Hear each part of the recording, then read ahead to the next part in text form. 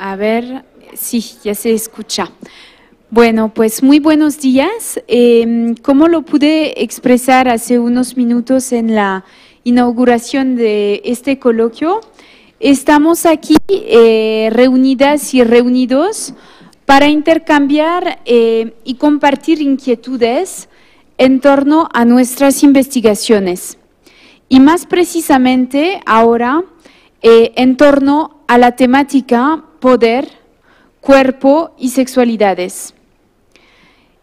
Para esto hemos constituido un grupo de participantes compuesto por Ana Muchastegui, Rodrigo Parrini, que desgraciadamente no podrá acudir esta mañana, Alfredo Narváez, Sofía Argüello, Eduardo Viveros, Luis Alberto Montejo, que esperemos que llegue, y Claudia Flores.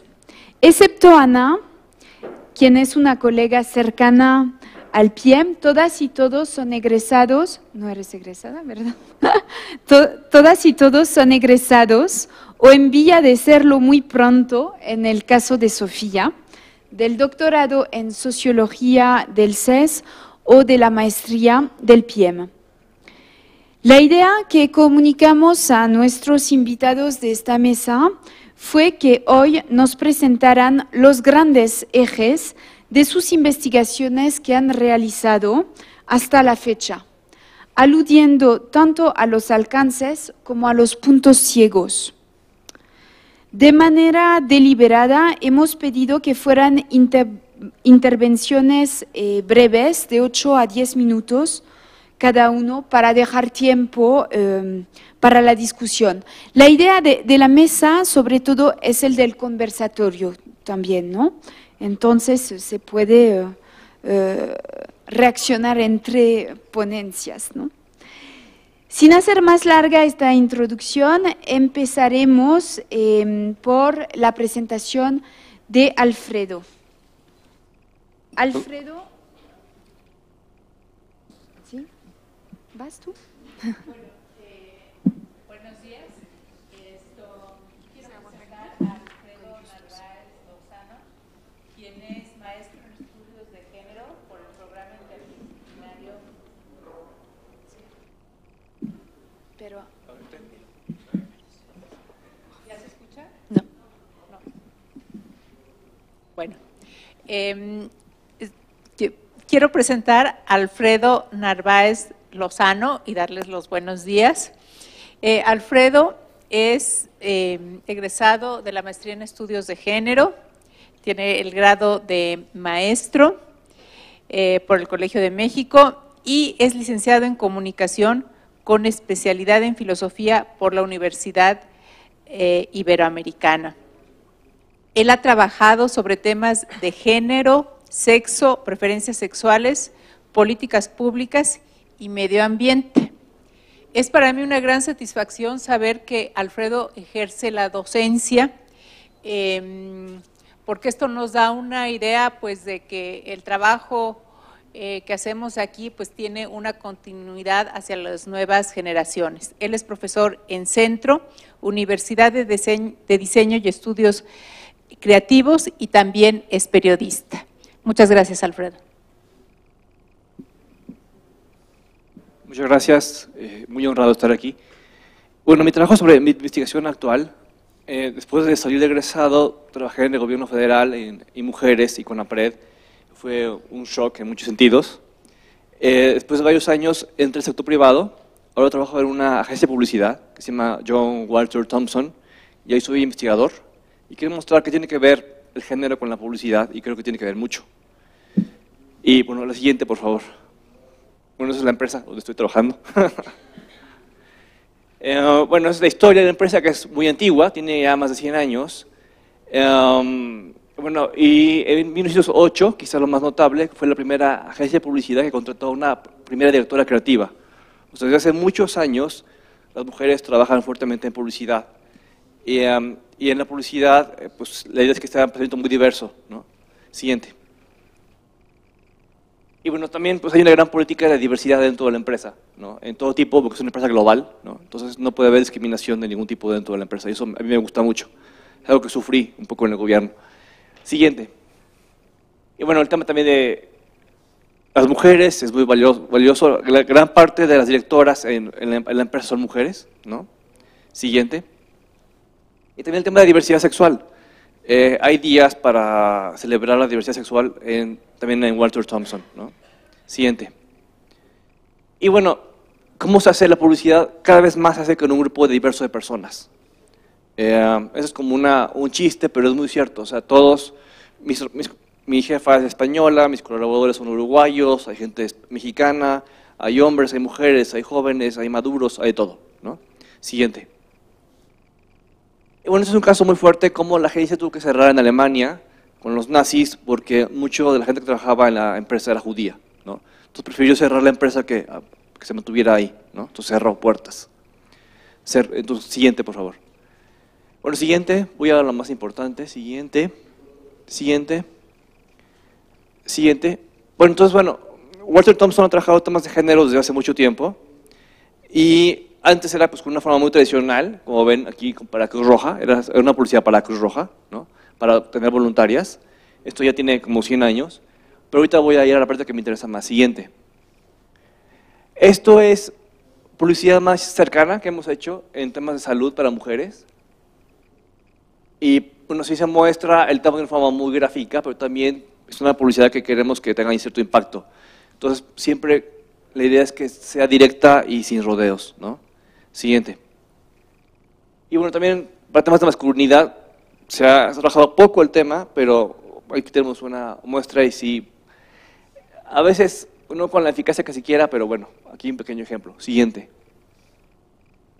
Este es un estudio de 2010 sobre el tema de trabajo, porque es como muy negado, pero las mujeres son las que deciden realmente qué se compra en México, ¿no?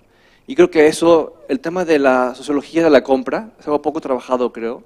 Y creo que es una gran vertiente de estudio, investigación que yo trabajo en la empresa, ¿no? Cómo las personas compran y cómo en especial compran con perspectiva de género, ¿no? Siguiente. Voy a brincar esto. Y bueno, ya ahorita empieza en esta gran empresa que es global una nueva misión que se llama JWT Ethos, ¿no? Y la idea es que toda la publicidad que se haga, toda por completo, sea una publicidad con responsabilidad social. Y eso es una revolución en la publicidad, porque por lo general la publicidad ha sido una publicidad ciega, que no se ha centrado mucho en la diversidad social, ni en temas de ética, ¿no? Y ahorita se vive una revolución, porque no podemos hacer el negocio como siempre, ¿no? Ni siquiera los empleados quieren seguir haciendo lo mismo. Ya hay mucha queja entre los empleados que ya no se puede trabajar igual, ¿no? Y bueno, ahora vamos hacia lo que viene, que es esto, siguiente. Las empresas ya no quieren vender también como antes, que es el brand sales, ahora hablamos de social leadership, ¿no? Y esto es que la empresa no solamente sea vista como un producto, sino un producto que ayude a la sociedad. Y bueno, ¿por qué? Porque esto, lo siguiente. La complejidad del mundo, ¿no? El problema ambiental, el problema económico, la crisis financiera, todo se conecta, ¿no? Siguiente. Y cómo también el Internet nos ha hecho más cercanos. Lo que pasa en Japón, China, aquí también pega inmediatamente, ¿no? Siguiente. Y también hay un gap de lo que se espera de empresas buenas, ¿no? Que es empresas con responsabilidad social, hay un gap creciente y también su rendimiento, ¿no? Entonces ya no puede seguir ese gap. Tiene que haber una congruencia entre lo que la empresa promete, ¿no? Y lo que la empresa realmente entrega al consumidor. Siguiente. Eso salió mal. Bueno. Y bueno, el social media, aquí es como la campaña de huelga en Walmart fue tan eficaz, ¿no? Los empleados en Walmart, Estados Unidos, hicieron una primera huelga y también aquí un problema fuerte de discriminación hacia mujeres, ¿no? Y es la empresa más grande de Estados Unidos, Walmart, ¿no? No fue fácil, pero todo se hizo sobre social media, ¿no? Cómo el poder de Internet ha hecho esto mucho más eficaz y rápido. Siguiente. Y las nuevas tecnologías, ¿no? Crowdsourcing, crowdfunding, todo esto. Siguiente. Y también los jóvenes. Yo lo veo con mis estudiantes, los jóvenes ya no le creen a las empresas, ya no le creen a los maestros, ya no le creen al gobierno, ya no le creen a nadie, ¿no? Es una generación que quiere evidencia. Y creo que esto es muy bueno, ¿no? Yo lo celebro mucho. Siguiente. Y esto es en todo el mundo, ¿no? O sea, hay un gran cambio del idealismo en la evidencia. La gente quiere que las empresas sean honestas, ¿no? el gobierno sea honesto, que todos seamos honestos, básicamente. Entonces, todo tiene que cambiar, el mensaje, la publicidad, todo. Siguiente. Y las expectativas también tienen que cumplirse. Aquí, como los negocios no tienen un problema para cumplir con las expectativas sociales, ¿no? En todo el mundo. Siguiente. Siguiente. Tengo poco tiempo. Bueno, y aquí el CEO de World Wildlife Fund, que es una ONG ambiental muy grande, la de Pandita, a lo mejor sí la conocen, ¿no? Hicieron una alianza con Coca-Cola, porque Coca-Cola tiene un problema, se está quedando sin agua en el mundo, ya no hay agua. Entonces, si no hay agua, no pueden vender. Entonces, la idea es cómo pueden seguir el negocio de refrescos sin agotar el agua del mundo. Entonces, tuvieron que aliar con World Wildlife Fund para hacer un estudio sobre cómo hacer eso, ¿no? Y aquí el director de World Wildlife Fund dice, bueno, es que si Coca-Cola cambia su forma de proceder, puede cambiar 1000 cosas más, ¿no? Siguiente. Y bueno, hay un gran cambio de valores desde los 60s, cada vez más veloz, ¿no? Siguiente. Y se ve de forma con evidencia en la encuesta mundial de valores, ¿no? Por ejemplo, Ciudad de México es igual de liberal que muchos países liberales del norte de Europa, ¿no? Por ejemplo. No extraña que haya matrimonio gay, que haya aborto legal, ¿no? Y está esto reducido a provincia. Ahora ya hay matrimonio gay en Oaxaca, en Quintana Roo, y esto empieza a crecer más y más y más, por ejemplo. Siguiente. Este es un caso del 92, de cómo San Francisco apenas hablaba de domestic partnership, ¿no? Sociedad de convivencia. El gobierno se puso enfrente de las empresas, enfrente del gobierno federal, y ahora eso ya queda muy lejano, ese es el 92, ¿no?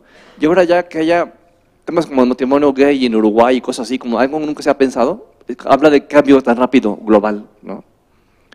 Siguiente. Es la portada de Time de hace 2 días, hace 2 semanas, ¿no? Siguiente. Y bueno, la publicidad de Aeroméxico, ahora México. Esta es publicidad oficial de Aeroméxico, una clientela específica.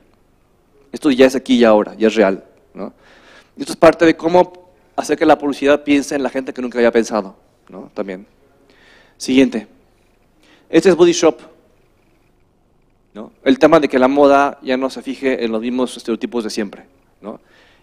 Y que la moda se acerque a la gente. Siguiente. Y bueno, la tercera parte de los premios de la agencia de trabajo, la tercera parte ya se ganan con temas sociales, ¿no? Es el gran concurso mundial de publicidad en Cannes, que es de cada año, y la tercera parte son sobre temas sociales, los que se ganan, ¿no? Siguiente. Y bueno, este es un proyecto nuevo que apenas tiene 1 año y que se llama JW Hitos, ¿no? Y sí, la idea, como les decía, es que toda la publicidad sea sobre temas sociales, y responsabilidad social y ética, ¿no? Que ya nada sea lo mismo de siempre. Y va a ser un reto y ojalá nos puedan ayudar. Siguiente. Y esta es la idea, que todas las marcas puedan, con su poder, hacer un mundo mejor. Suena muy cursi, quizá, muy real, pero la idea es que caminar para allá y pronto, ¿no? Siguiente. Y bueno, a mí me encanta esta frase de Lipovetsky, dice, alguna vez un fenómeno periférico es hoy hegemónico, la moda está en el asiento del piloto. En menos de medio siglo, lo atractivo y evanescente se han convertido en el principio organizador de la vida colectiva moderna. Y para mí la moda también tiene que ver mucho con la publicidad. O sea, la moda y la publicidad van de la mano, cambian siempre. Hablan de imaginarios, hablan de poder. Y si podemos hacer que el imaginario de la publicidad cambie, muchísimo puede cambiar. Siguiente. Siguiente. Bueno, y aquí es, bueno, cómo la publicidad es como el nuevo diseño, ¿no? La publicidad es el nuevo diseño de imaginarios, ¿no? Es mucho más fuerte que los medios, es de hecho quien paga los medios. Y si academia, expertos, todos logramos que la publicidad cambie, todo puede ser más rápido. Ya voy a acabar casi. Siguiente.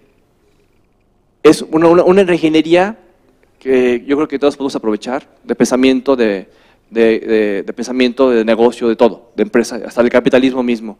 Siguiente. Y bueno, mi gran ejemplo y mi gran mentora es también de Sanita Roddick, ¿no? Ella ya murió, pero logró hacer que los valores de una empresa pequeña se hicieran ahora globales, ¿no? Siguiente. Y es este libro donde ella dice que los valores de una empresa pueden cambiar, no solamente hacia sus consumidores, sino cambiar la publicidad misma, ¿no? Siguiente. Y bueno, y aquí están los valores de Body Shop, ¿no? Y por ejemplo, esto empezó hace 30 años.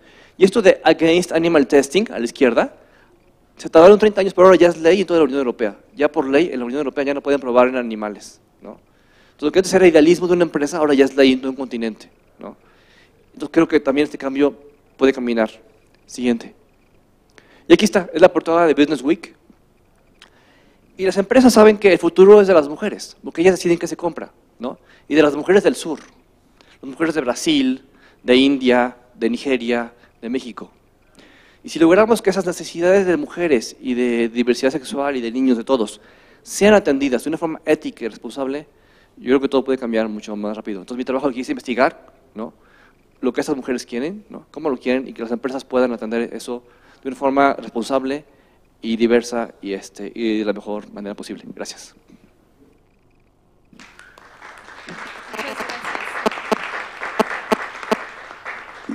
Muchas gracias, Alfredo, por esta presentación. Vamos a seguir con la presentación de Sofía. Sofía Argüelles. Perdón.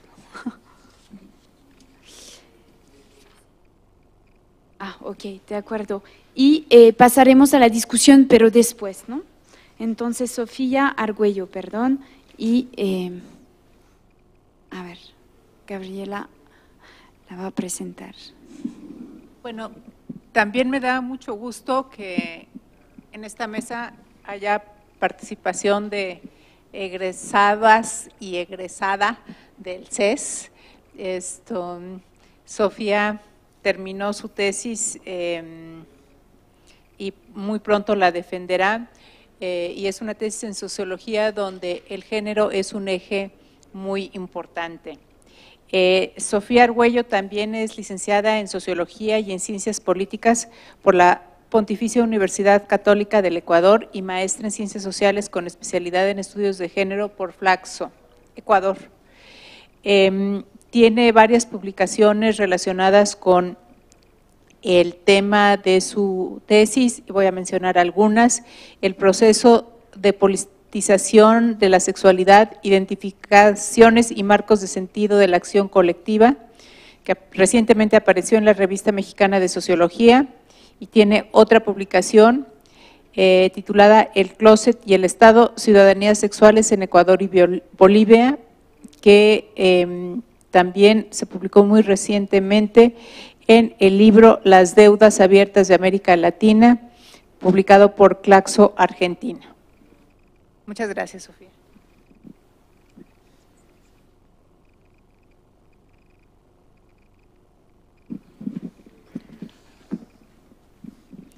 Bueno, muchas gracias por la invitación. La semana pasada, la Cámara de Diputados de Uruguay y el Parlamento francés discutieron la ley sobre el matrimonio igualitario. En Uruguay, la ley fue aprobada el pasado miércoles 10 de abril, mientras que en Francia se aprobó el viernes de la misma semana el proyecto de ley para ser discutido en segundo debate este mismo año, con miras a que en Francia también incluya en su legislación el matrimonio como la unión civil de dos personas, independientemente del sexo de sus contrayentes. Uruguay se convierte en el segundo país de América Latina en aprobar el matrimonio entre personas del mismo sexo, después de que lo hiciese Argentina a finales del 2012, incluso pese a la fuerte oposición emprendida por el hoy Papa Francisco. En México, la Asamblea Legislativa del Distrito Federal aprobó en 2009 el matrimonio entre personas del mismo sexo. El acelerado contagio de las luchas por el reconocimiento de derechos a la población de gays y lesbianas ha permeado varios países de la región. En Bolivia, varios colectivos están iniciando una campaña para introducir la discusión del matrimonio igualitario, pese a que el propio presidente Evo Morales mencionó hace un par de años que comer pollo incita a la homosexualidad, o pese a que un ciudadano fue arrestado por haber dicho maricón al vicepresidente Álvaro García Linera. En Colombia, la discusión será presentada en el legislativo el próximo mes de junio. Y en Ecuador, el presidente Rafael Correa ha dicho enfáticamente que, a diferencia de Argentina y Uruguay, las prioridades del país son las de encaminar el modelo de desarrollo y la matriz tecnológica y no la de pensar en estos temas.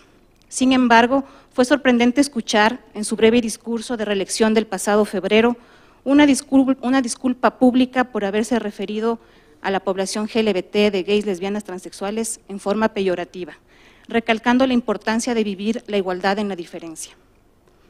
Ahora bien, Si bien estamos siendo partícipes de estos acelerados cambios, mi interés particular sobre ellos ha sido el de comprender cómo se han configurado los procesos de politización de la sexualidad en términos históricos y comparativos. Si hoy podemos observar de manera clara que un fantasma está saliendo del clóset, abogo por comprender los mecanismos que han posibilitado la salida de este espectro. De allí que mi interés por el estudio de la sexualidad tiene un diálogo profundo con la sociología, fundamentalmente con la sociología del Estado y la sociología de la acción colectiva, pero además tiene una estrecha relación con las teorías feministas y los estudios de género. En este marco, mi trabajo en torno a la relación entre política y sexualidad ha sido un pretexto para comparar procesos y formular explicaciones comprensivas e historizadas de las relaciones entre sujetos e instituciones políticas. Este aprendizaje me ha posibilitado comprender los procesos de desigualdad social, de los conflictos sociales, de las relaciones de poder, de la producción de sentidos de los actores en sus luchas, de la construcción de identidades, de la construcción de ciudadanía en torno a la sexualidad y el género en Ecuador, Bolivia y México, que son los países en donde he investigado.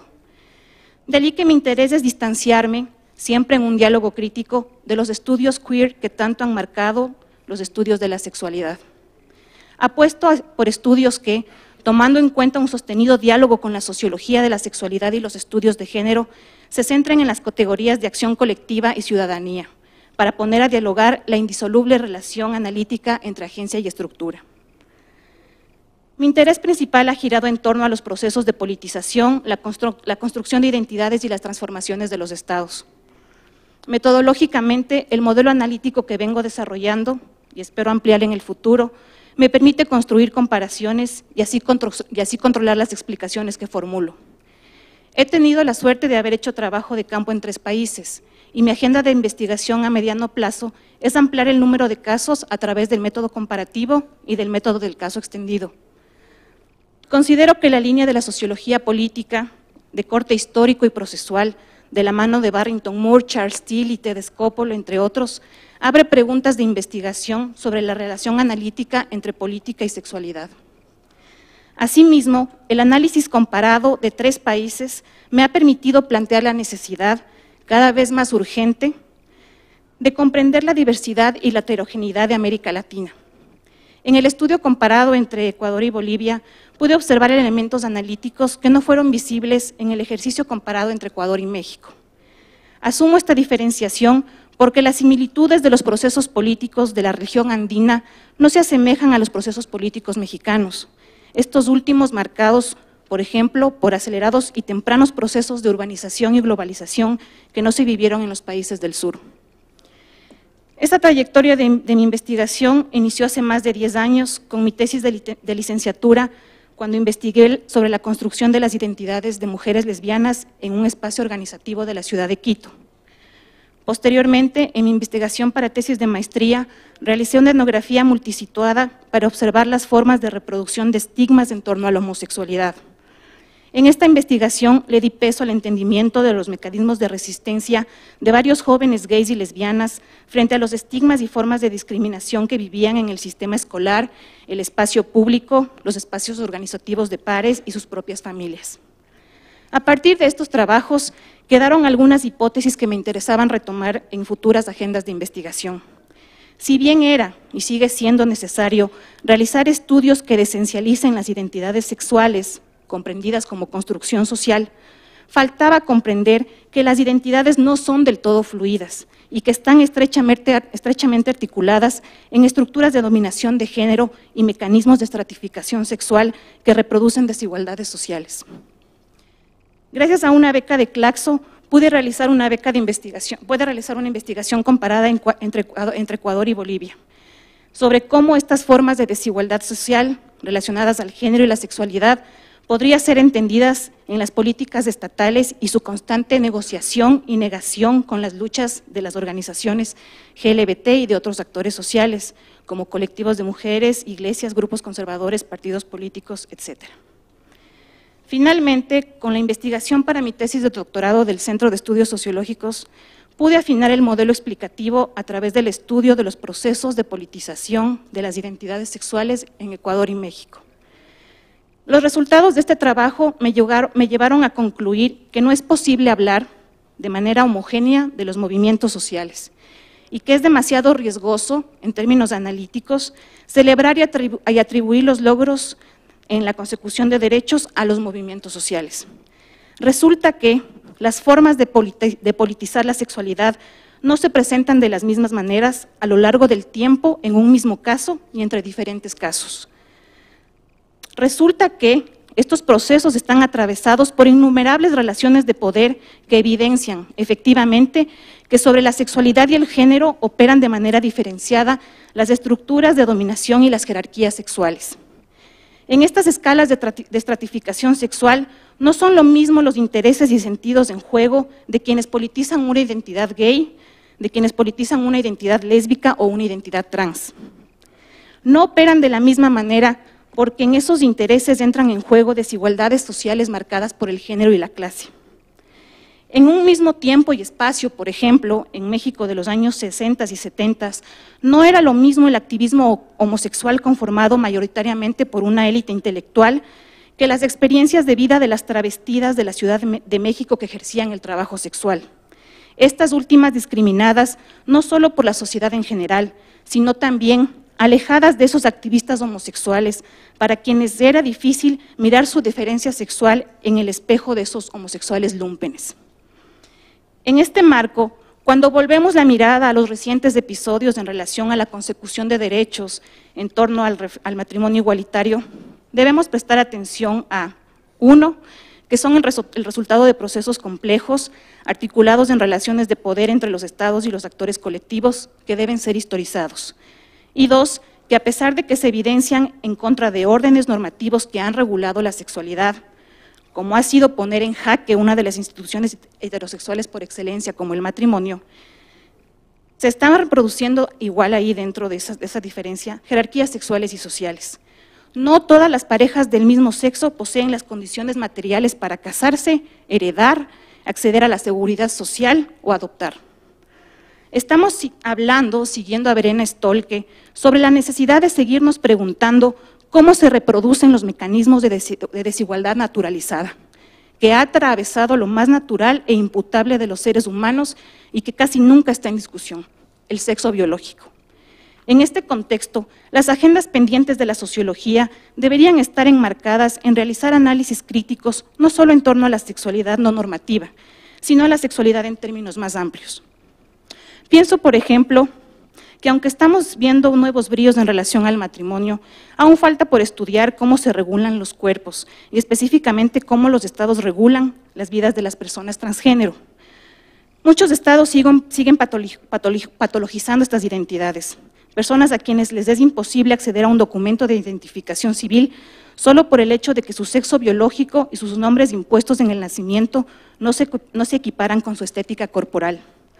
Tampoco se ha investigado con detenimiento cómo funcionan los mercados del trabajo y el comercio sexual, en el de las trabajadoras sexuales transgénero, por ejemplo, o el de la trata de personas en contextos transnacionales. Si bien se ha reflexionado sobre el aborto, queda por entender con mayor detalle qué sucede con los programas de maternidad asistida, así como estudios sobre las formas de producción y reproducción social en familias diversas, como es el caso de las familias de parejas del mismo sexo. Finalmente, la sociología está llamada a estudiar, siguiendo a Charles Tilly, la persistencia de las desigualdades, y esta persistencia sobre la base de ese orden social naturalizado que opera en los cuerpos, el género y la sexualidad. Muchas gracias.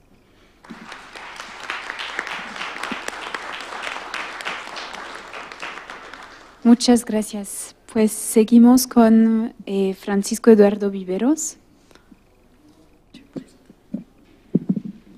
Bueno, Francisco Eduardo Viveros evidentemente es muy modesto y tiene solo 3 líneas en su semblanza como maestro de estudios de género por el programa interdisciplinario de estudios de la mujer en el Colegio de México, y dice que ha trabajado temas sobre género y salud. A mí me gustaría agregar que en estos estudios de género Francisco ha trabajado una línea que es todavía poco utilizada, es decir, ha trabajado fundamentalmente género, salud y masculinidad. Y eso creo que es algo que debería destacar en la tesis. Adelante. Ok, bueno, muchísimas gracias por la invitación. Como bien comentaba Nelson, yo hice una investigación aquí en el PM de maestría sobre cáncer genital y masculinidades. El tema era ver las formas de resignificación de las masculinidades en varones que asistían al Instituto Nacional de Cancerología, y la idea era, más bien, estos varones fueron diagnosticados, estaban en un proceso de tratamiento o simplemente ya solamente de revisión constante sobre cáncer de próstata, testicular y de pene. La investigación la realicé durante el año de 2011, no todo lo que fue el trabajo de campo. La verdad es que fue un tema que a mí comenzó a apasionarme desde el momento que el momento en que se desarrolló el proyecto, ¿no? Que fue en un periódico, una nota periodística en el Universal sobre las razones por las cuales los varones no acudían a hacerse el examen prostático, ¿no? Y decía que era el pudor y la pena las primeras causas por las cuales no asistían. Esto me hizo plantearme muchas dudas acerca si era solamente una cuestión como de la persona, ¿no? O qué pasaba con las instituciones de salud, ¿no? Cómo se mediaba el género en todos estos aspectos, ¿no? Durante el proceso de investigación me voy dando cuenta de que aquí en México el estudio sobre cáncer genital es mínimo o casi nulo, diría uno, ¿no? Realmente hay muy pocas cifras, ¿no? Las cifras que se tienen hoy en día son las más actuales que yo he llegado a encontrar, han sido del 2003, ¿no? La verdad es que, y solamente sobre cáncer de próstata, ¿no? Cáncer testicular y cáncer de pene, a pesar de que tienen una incidencia muy mínima dentro de como enfermedad, ¿no? En los varones, tiene una alta tasa de mortalidad, ¿no? La mayoría de los varones que acuden ya a los servicios de salud llegan con un estado de una metastasis demasiado amplia, ¿no? Empieza en la próstata, se va a la vejiga, termina en el estómago, en los pulmones, o sea, son procesos de salud que ya llegan con un alto grado de riesgo de muerte. Entonces, al encontrarme con esta poca información,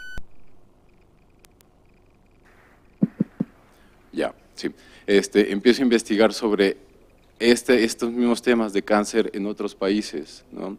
Y me doy cuenta que en países anglosajones como Australia, Inglaterra, Estados Unidos, hay una cantidad increíble de estudios, ¿no? Y desde diferentes vertientes, antropológicas, sociológicas, médicas incluso, ¿no? Y lo interesante de estos estudios es ver la fuerza que ha tenido el tema del cáncer dentro de estas, yo diría, dentro de estas como enfermedades sociales, ¿no? Que hoy en día es una de las enfermedades que más importancia se le da. Pero lo interesante es también la mirada que se le dio a esos estudios, ¿no? Muchos de esos estudios daban por hecho que el proceso mismo de cáncer genital configuraba en estos varones todo un proceso de hipermasculinización, ¿no? Como aspectos y como formas en las que los mismos varones buscaban tratar de mantener estos privilegios de género, ¿no? Se mostraban, los estudios hablaban acerca de cómo estos varones hablaban de ellos mismos como sujetos sumamente potentes, ¿no? Que poseían aún las capacidades físicas, sexuales, ¿no? De género para ser, ¿no? Ellos seguían siendo, ¿no? El cuerpo era visto como una especie de hito o como una especie de tabú también, ¿no? En la medida en que sí se ocultaba un poco las evidencias físicas, pero las cuales se sobrevaloraban hasta cierto punto cuando hablo de esta hipermasculinización, ¿no? Al hablar de ellos mismos como todavía sujetos capaces, ¿no? Entonces, lo que yo me voy dando cuenta dentro de todos estos estudios es que también comienza a darse todo, en el ámbito, digamos, un poquito más conceptual, epistemológico, la masculinidad se empieza a pensar como un proceso genital, ¿no? Se genitaliza la masculinidad en estos casos. Y yo me quedo pensando, bueno, pero sí, o sea, a lo mejor habrá personas, ¿no? Varones que les sea muy importante, ¿no? Estar constantemente mostrando esta potencia sexual, pero en verdad eso es todo, ¿no? O sea, eso es todo lo que tiene que decirse acerca de este tema. Entonces yo durante el proceso del trabajo de campo, y porque aparte también, es una pequeña aclaración también, estos estudios hacían trabajo de campo con sujetos, digamos, de estratos socioeconómicos medios, urbanos, ¿no? Entonces blancos. Entonces realmente la gama, ¿no? O las posibilidades, las generalidades que daban acerca de estas problemáticas eran a mí las que me dejaba pensando qué pasa en otros contextos, ¿no? ¿Qué pasa, por ejemplo, aquí en México, donde tenemos una diversidad cultural tan grande, ¿no? Donde existe una estratificación socioeconómica muchísimo más amplia, que podemos decir, la clase media abarca muchísimo más, ¿no? De lo que podemos decir. Entonces, estando en el INCAN, en el trabajo de campo, noto que no son solamente personas, clases medias, urbanas, las que asisten, sino hay campesinos, hay obreros, varones de otros estados, ¿no? Que tienen que venir hasta acá para realizarse los estudios. Mi acercamiento con ellos, el inicio del trabajo me hace darme cuenta que en estos varones los procesos son totalmente diferentes a los que describían estos estudios anglosajones, ¿no? Encuentro que para empezar la sexualidad es vista, por lo menos en los adultos, ¿no? En los varones adultos de los de más o menos 40 a 70 años, como un proceso ya que se cumplió, como algo que ya se vivió, algo que ya se hizo y se desarrolló.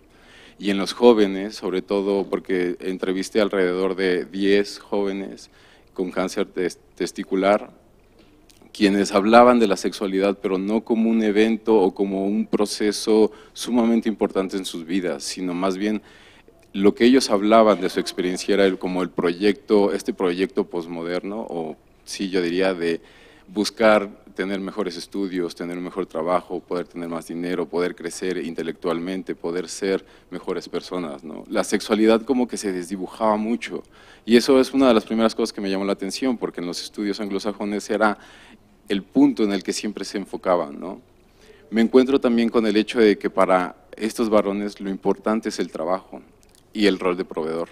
El rol de proveedor posee, por lo menos en estos 21 varones que tuve la posibilidad de entrevistar, una fuerza increíble dentro de sus características. De hecho, lo que resignificó el cáncer genital, a mi parecer, no fue tanto su sexualidad, sino su rol de proveedor, ya que al tener que estar yendo constantemente al médico, de estar con las quimios, estar con las cirugías, les impedía trabajar, les impedía cumplir ese papel que tienen como, digamos, socialmente desde estas construcciones de género, ¿no? Y eso era algo que les significaba muchísimo más, incluso que el mismo cuerpo. Hablaban del cuerpo, sí hablaban a veces del cuerpo como un tema. Otro de los aspectos importantes en relación al cuerpo era la cuestión de la intimidad.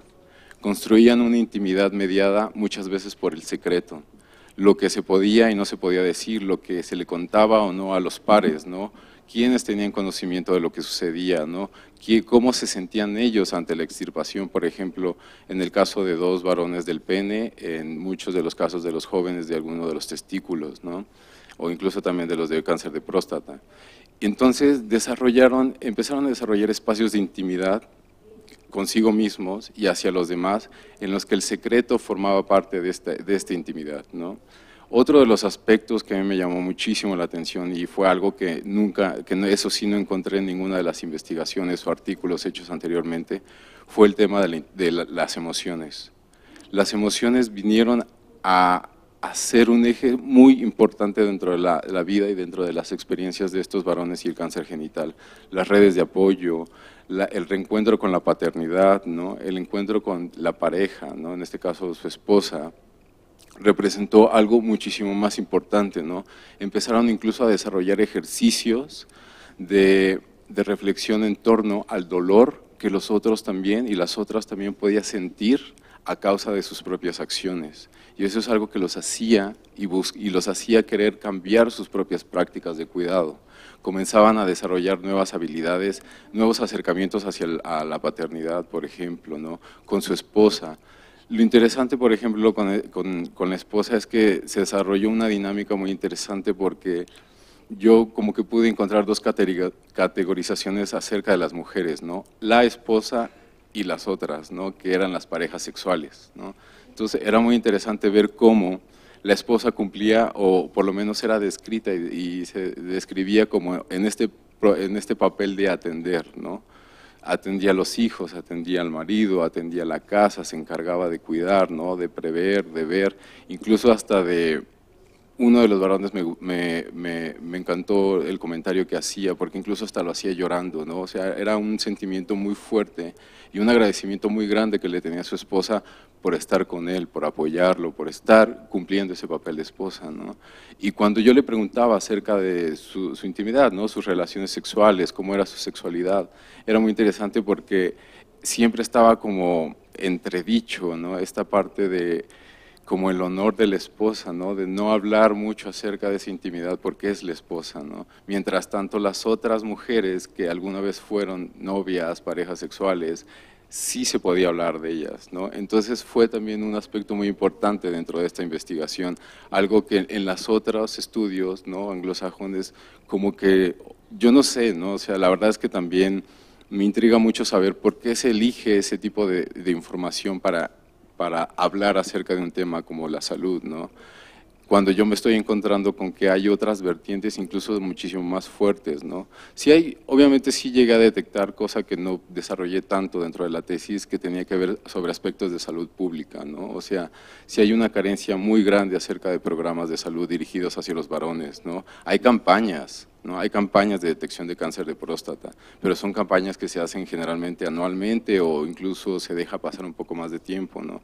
Y ese es otro aspecto que también me ha llamado mucho la atención, ¿no? Que es de hecho, digamos, lo que yo he seguido investigando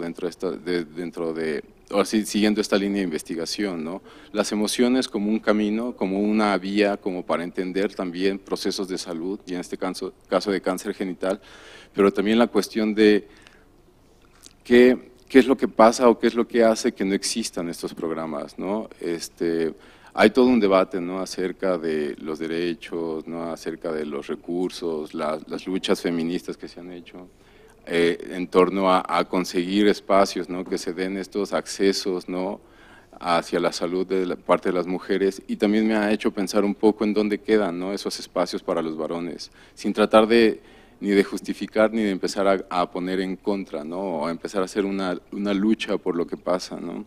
Y entonces parte de lo que yo ahorita estoy tratando de desarrollar es precisamente reencontrar cómo hacer, ¿no? Que estas problemáticas de salud que tienen incidencias altas de mortalidad puedan ser también nuevamente hasta cierto punto politizadas, ¿no? Vuelvan a estar nuevamente como una agenda pública, que tengan esas fuerzas, esas políticas públicas, esos programas, ¿no? Son aspectos que estoy empezando a desarrollar, son aspectos con los que me estoy metiendo más, sobre todo dándome cuenta que todavía hoy en día, incluso la Secretaría de Salud, le cuesta trabajo encontrar cifras actuales, cifras más claras acerca de esta problemática, ¿no? Entonces, la investigación va en esos rubros, ¿no? O sea, tratando de explorar más una antropología y una sociología de las emociones desde la salud, desde el cáncer genital, ¿no? Ampliando más la mirada acerca de esta problemática de salud, dándole otro contexto, sacando también un poco del esquema esta idea tan generalizada de que la masculinidad, ¿no? Es algo que está ligada directamente a la virilidad, y la virilidad es algo que está directamente ligada a la genitalidad, ¿no? O sea, es como también empezar a trastocar estos conceptos, ¿no? Con los que nos movemos, con los que estamos constantemente desarrollando estudios, ¿no? Y academia de género, para empezar a encontrar nuevas cosas, ¿no? Nuevos espacios de acción y nuevos espacios de análisis, ¿no? Entonces yo creo que la investigación para mí ha sido uno de los mejores logros que he tenido, ¿no? Y ha sido también un esfuerzo muy grande porque ha representado todo un trabajo real de buscar por dónde seguir este camino, sobre todo que aquí en México sigue siendo muy mínimo el estudio sobre estas temáticas. Entonces, creo que por mi parte sería todo, ¿no? Les agradezco mucho. Muchas gracias, Francisco. Vamos a seguir con Claudia. Sí.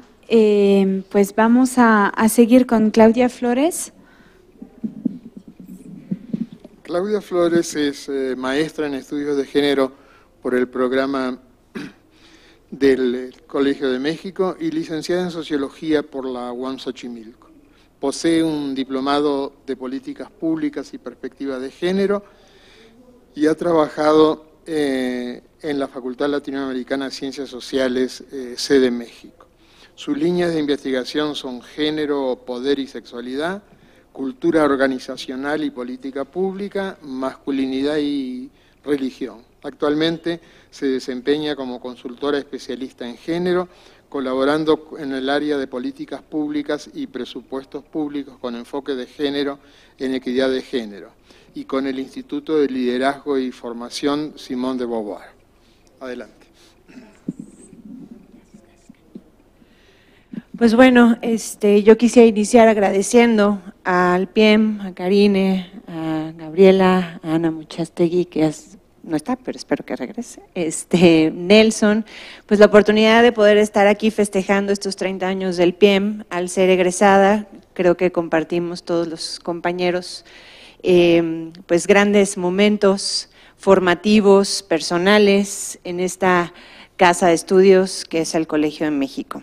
Entonces, hoy quiero platicarles, el tema era hablarles un poco de las investigaciones que hemos venido realizando a través de esta vivencia a partir yo en este caso del Colmex, y bueno, de alguna manera como he venido realizando a la par otro tipo de trabajos que han sido relacionados con el tema de masculinidad específicamente y política pública, que son ambos temas que a mí me interesan, y bueno, les platicaré específicamente hoy sobre el de masculinidad y religión.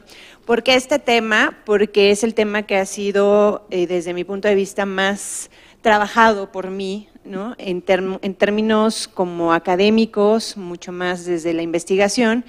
Sí, seguimos trabajando, el tema es amplísimo, pero pues definitivamente también el tiempo, la cotidianidad y el trabajo también nos lleva a trabajar otros espacios y otros temas. Entonces, bueno, les platico rápidamente. Cuando yo decidí trabajar el tema de masculinidad y religión, era justo porque iniciaban, bueno, estamos hablando del 2005, entonces realizaban con mucho mayor énfasis los escándalos.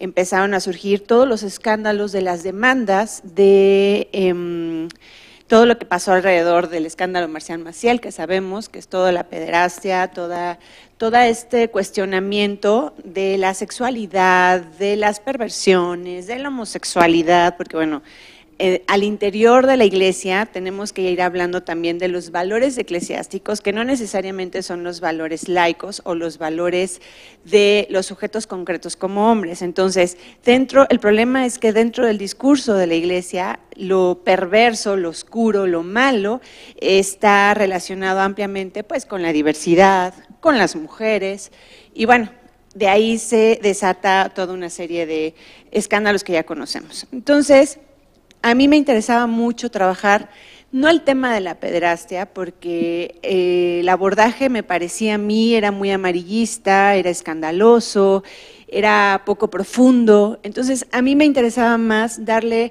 un giro más explicativo, de una manera mucho más científica, clara, y entonces apareció como un ángel divino la teoría de la masculinidad, porque entonces lo que me permite los estudios de género, específicamente de la masculinidad, es entrar a las instituciones, a quienes la rigen, a quienes la mandan, a quienes la expresan, a quienes la simbolizan, que son los curas. Ahora bien, no es una generalización, esta investigación sigue siendo meramente exploratoria porque es única.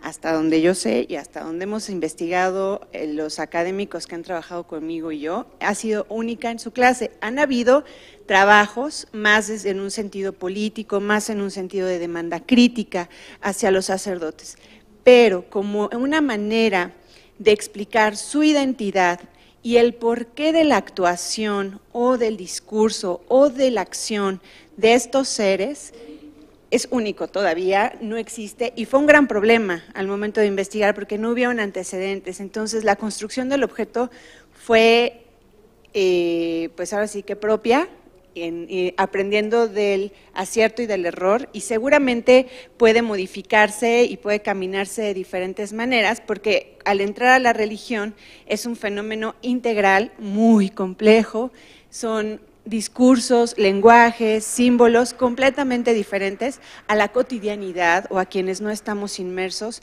en esos espacios. Entonces, ¿cómo nosotros intentamos? Voy a hablar en nosotros porque, aunque no está presente, Juan Guillermo Figueroa es quien estuvo conmigo en este proceso y a través de la reflexión de ambos trabajamos, dimos pie y bueno, terminamos este primer momento en esta investigación y la reflexión de ambos, las discusiones de ambos, fueron los que fueron construyendo en realidad poco a poco este trabajo. Entonces, bueno, nosotros pensamos, entonces, desde la masculinidad, entrarle al trabajo de los sacerdotes y de su identidad, entendiéndolos como un sujeto que está dividido en dos. Por un lado, son hombres humanos, carnales, que están inmersos en todo el discurso genérico que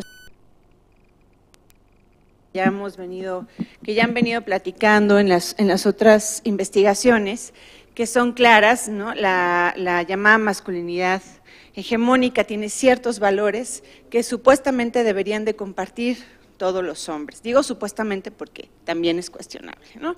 Pero bueno, hegemónicamente. Entonces, para empezar, este estereotipo de hombre hegemónico es un hombre viril, es un hombre con amplia potencia sexual, es un hombre proveedor, es un hombre fuerte, valiente, entonces, entre otras características. Entonces, estas características, antes de ser sacerdotes, le entran a este proceso de género que los hace educarse para ser hombres. Y en el camino deciden, por cuestiones diferentes, algunos a través del deporte, otros por recomendación, otros por castigo familiar, los insertan en la religión y toman la decisión de entrarle a este trabajo o a este oficio. Pero cuando toman esta decisión, entonces el discurso es en ocasiones contradictorio al discurso del ser hombre. Por ejemplo, lo vamos a ver más adelante. Por ejemplo, en la cuestión de la sexualidad, mientras que en la masculinidad hegemónica les dicta ser estos hombres viriles, potentes, sexualmente activos y casi con muchas parejas sexuales para ser realmente socialmente aceptados como buenos hombres, proveedores, en el discurso religioso, pues tienen que ser célibes y castos. Entonces, que implica completamente la contradicción. Y ellos tienen que empezar no nada más a aprender, sino a lidiar con estos dos valores durante toda su vida. Entonces, más allá de las cuestiones de pederastia que puedan existir o de la violencia de mujeres, que no es menos importante, sí se encuentra uno, sacerdotes con problemas de enamoramiento, así de fácil, o con problemas de hijos, paternazgos, pero además sacerdotes comprometidos con esta paternidad o con estas parejas a escondidas. Entonces, que al final el origen es el mismo, es el valor del cuerpo, el valor del sexo y cómo trabajan con eso. Entonces, intentamos, las estrategias fueron empezar a distinguir estos dos discursos y empezar a trabajar con ellos, hacer tensión en algunos momentos donde se cruzaran estas dos cosas, ¿no? Estos dos lenguajes. Entonces, para eso hay muchos valores que se trabajan en la Iglesia, pero nosotros decidimos solamente destacar dos. Por un lado el celibato y por otro lado la autoridad. Ellos tienen que cumplir 3 votos, que es el de pobreza, el de obediencia y el de celibato. No nos quisimos y no nos daba el tiempo ni la vida para meternos al de pobreza, pero sí le entramos a la parte de la obediencia y a la parte del celibato. Y con estos dos salieron cosas muy interesantes que, bueno, rápidamente les contaré. Entonces, había que identificar 2 momentos. Una, en donde se cruzan los dos discursos, o sea, cuando son hombres y deciden entrar a la Iglesia, y 2, una vez que aprenden el discurso religioso, ¿cómo le hacen para trabajar los dilemas éticos al estar como sacerdotes, al ordenarse como sacerdotes? No hay que olvidar que el sacerdote, a diferencia de otro trabajo, es para siempre y las 24 horas y de lunes a domingo. Es decir, cualquier otro labor, oficio, trabajo, tiene un horario específico, aunque sea de 9 a muerte, pero tiene un horario específico. Los fines de semana deciden, hay una decisión propia de hombres y mujeres para decidir qué hacemos con nuestro tiempo libre. Los curas no. Los curas, primero no pueden hacer cualquier cosa, y luego cuando lo hacen, siguen siendo curas, siempre, aunque no tengan la sotana puesta. Entonces, hay una autovigilancia constante para no cumplir o para cumplir de cierta forma algunas reglas por parte de la institución a la que pertenecen. Entonces, estas categorías de análisis nos permitieron visualizar esas situaciones, ¿no? O sea, incluso no nada más era en la misa, en el seminario, en la confesión, donde ellos asumían esta identidad sacerdotal, sino también cómo se comportaban fuera de eso, quienes les gustaba practicar deporte, había por ahí uno que era músico, había uno por ahí que bailaba en secreto salsa, había otro por ahí en secreto porque se sentía muy mal, ¿no? Porque no había una parte muy ortodoxa de la religión donde se implícitamente la parte lúdica que tiene que ver con el baile, con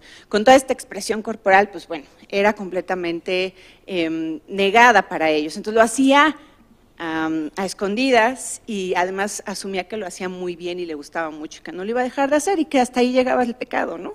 Entonces, bueno, llegamos a eso, las categorías y los referentes teóricos. La perspectiva de género, específicamente la de masculinidad, nos permitió esto. Los elementos religiosos también. ¿Por qué? Porque encontramos otros. Cuando yo decidí hacer esta investigación, tuve muchas críticas al respecto. Entre otras, la principal preocupación era que ellos no hablaran, por cómo se encontraba todo este asunto del escándalo de la pederastia y de la homosexualidad al interior de la religión, y como yo quería entrarle por la parte del celibato, pensaban que no iban a querer hablar del asunto.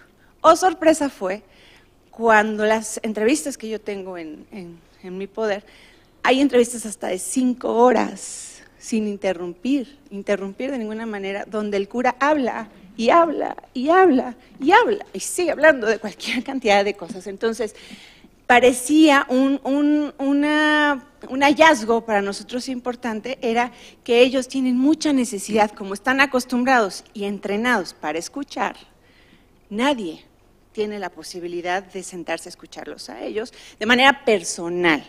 Entonces, bueno, fue lúdico también porque entonces nos encontramos con otras problemáticas como la pobreza, como la dolencia de no pertenecer, como la dolencia de no tener familia, como la dolencia de no tener amigos. Había quien, por ejemplo, también trabajaba esta parte de la sexualidad comprando cosas, ¿no? Decía, bueno, yo no puedo tener pareja sexual o pareja amorosa o pareja de vez en cuando, aunque sea, entonces me dedico a comprar. Y entonces compraban y compraban y compraban y compraban y compraban, o sea, porque eso sí, los tienen como reyes, ¿no? O sea, los cuates tienen todo a su disposición, tienen educación, tienen alimentos, tienen viajes, tienen lo que ellos pidan, la institución lo va a solicitar, pobres o no pobres, porque también hay quienes asumen la pobreza, ¿no? También hay que decir. Entonces, había quienes también trabajaban estas dolencias o estas carencias sustituyéndolas por otras cosas. Y, por supuesto, los referentes sobre la moral y la ética, ¿no? Ellos distinguen muy bien lo que es moral y lo que es ético. Es más, para lo que a nosotros pudiera parecer pecado, para ellos no. No, hubo quienes me dijo, mira, es tan fácil, yo sí soy célibe, pero no soy casto. Fácil, ¿no? Y entonces yo decía, ¿cómo? Entonces, al investigar rápido, decíamos, es que el celibato es un estado de soltería, así tal cual, esa es la definición. Entonces, en realidad los solteros y las solteras son célibes, pero castos implica no tener ningún contacto sexual. Entonces los cuates jugaban con los términos, muy fácil, ¿no? O sea, a mí cuando me vienen a pedir explicaciones, yo decía, sí soy célibe, no soy casto. Y no hay bronca, porque cumplo con el requisito, ¿no? Entonces, había otros que decían, pues yo la verdad es que no puedo con mi problema de la sexualidad, porque es un problema corporal. Ellos identifican que no es un asunto de aceptar ser célibes o castos, ellos lo pueden aceptar racionalmente. Llega un momento donde el cuerpo lo pide, donde el cuerpo lo necesita, sino enloquecen o empiezan a buscar otros espacios o otras formas, otras actividades que pueden trastocar lo humano o lo correcto o lo moral o lo ético, como el caso de la pederastia u otros escándalos, la violencia contra las mujeres específicamente. Entonces, había quienes hacían 800 lagartijas diarias, había quienes se comían 5 pizzas en un día, cuando sentían esta necesidad corporal, sexual, de tener a alguien a su lado. Entonces, bueno, los hallazgos fueron infinitos.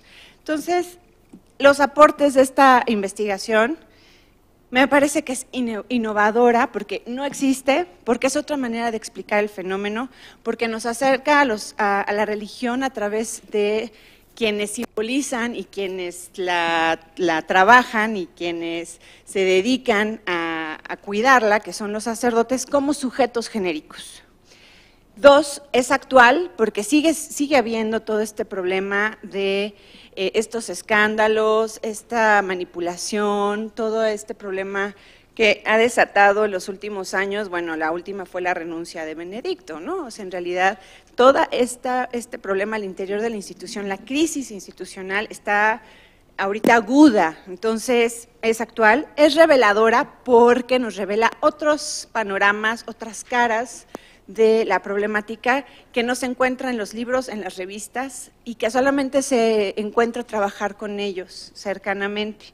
Y es explicativa, me parece, porque, bueno, sí nos permite, como yo decía al principio, profundizar un poco más, reflexionar, generar otro tipo de reflexiones al respecto, más allá de la nota roja o amarilla que encontramos a veces.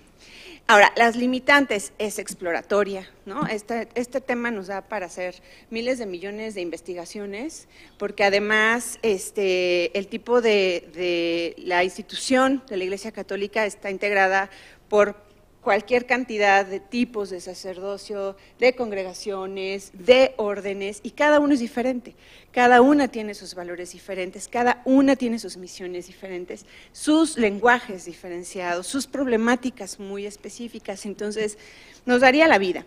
Entonces, la segunda limitante que yo encuentro es el poco material que existe de estos sujetos, como hombres, como sujetos genéricos, como estas personas que por supuesto que son importantes para estudiarse, porque al final trastocan la identidad de todos los demás, de la sociedad, ¿no? De quienes creen y quienes no creen, también le llegan toda la parte de la Iglesia. Entonces, habría que estudiarlos. Y por último, sí me parece que hace falta el abordaje desde otras disciplinas, no nada más desde un enfoque más sociológico, antropológico, filosófico incluso, que es más el idioma de ellos, teológico, que es más el idioma de ellos, sino, o político, sino sí me haría falta también trabajarlo desde otras disciplinas, otros enfoques, otras miradas, porque así es el problema de complejo, no es tan lineal ni es unilateral, es muy complejo. Entonces, eso obviamente lo haría mucho más claro. Por mi parte es todo. Muchas gracias. Muchísimas gracias, Claudia. Muchísimas gracias, Claudia. Y ahora vamos a escuchar a Ana Muchastegui. Ana es doctora en investigación en filosofía por el Goldsmiths College de la Universidad de Londres, maestra en terapia familiar por el Instituto Latinoamericano de Estudios de la Familia y licenciada en psicología por la Universidad Autónoma Metropolitana Campus Xochimilco. Ha trabajado temas sobre construcción social de la sexualidad y el género, procesos subjetivos y construcción de derechos. Entre sus publicaciones más recientes destacan Subjetividad, Sexualidad y Biopoder, La defensa legal de militares viviendo con VIH y los derechos sexuales en México, en coautoría con Rodrigo Parrini, y Sexuality, Identity and Citizenship in Contemporary, editado por Peter Hagelton y Richard Parker. Actualmente es docente en la licenciatura de Psicología y en el posgrado en Estudios de la Mujer y Psicología Social de Grupos e Instituciones en nivel maestría y doctorado de la UAM Xochimilco. Pues bienvenida, Ana, y te dejo la palabra.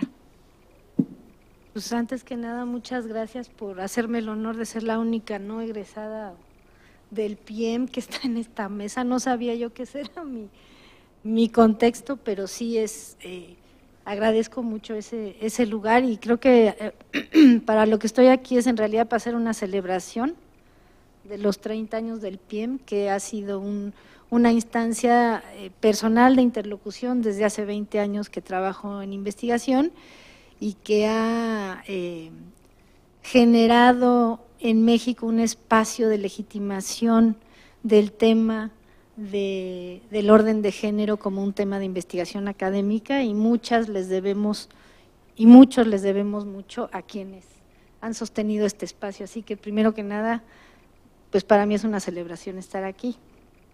Y me parece que la pregunta que Karin nos plantea fue sumamente generosa y sumamente difícil. Es decir, pensar los ejes de la propia investigación y los puntos ciegos de la propia investigación es un desafío que, confieso, estuve negando y evadiendo bastante tiempo, hasta hace unos pocos días que me asaltó a las 6 de la mañana y dije algo tengo que hacer con esto, porque la pregunta es muy fuerte, ¿no? ¿Cuáles son los ejes de la investigación que uno ha hecho y cuáles son los puntos ciegos? Lo primero que quisiera decir es que si los puntos son ciegos no los puedo ver. Y recurro mucho más a ustedes y a quienes han más o menos leído algo de lo que he hecho para que me digan lo que yo no estoy viendo, que seguramente son muchas cosas. Entonces aproximé esa pregunta desde la perspectiva de hacer un homenaje.